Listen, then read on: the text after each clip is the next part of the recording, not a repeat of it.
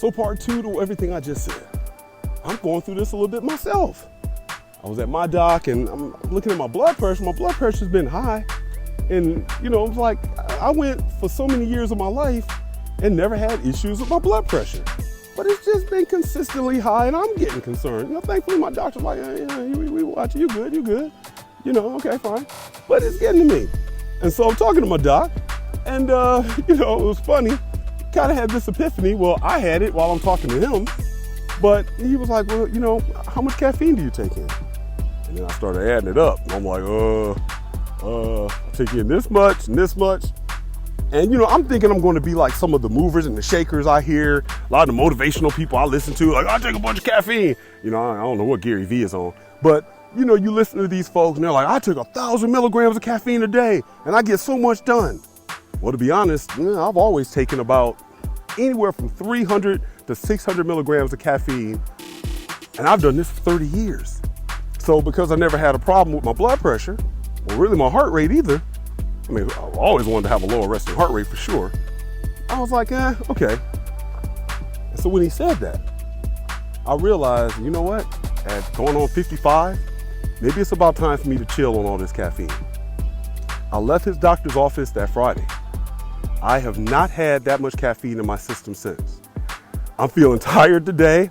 My sleep is all over the place. I got up at 3:30 in the morning a few days ago, could not go back to sleep. It was like I was fully awake, and then last night I got a decent amount of sleep. And today I feel like I could just doze off at any time. So similarly to people who try to kick nicotine, they say, hey, this is one of the hardest drugs to kick. I'm going to tell you, when you've been on especially relatively high doses of caffeine for a while, this has been my addiction. And I don't want to be hooked on anything. I don't want to be hooked on money. I don't want to be hooked on no woman. And I don't want to be hooked on caffeine. And truth be told, I don't even want to be hooked on have to have a job working for somebody either. But everything is necessary for a time. My point is that I'm in that struggle too. I used to have the kids do a math equation where we would just go on there and I would just say, if you could lower your heart rate 10 beats per minute, you make your heart the healthier by lowering it just 10 beats per minute over 10 years, 20 years. And I know when I'm looking for a car, whether it's a Mopar, because you know that Mopar quality, you ain't getting much out of it.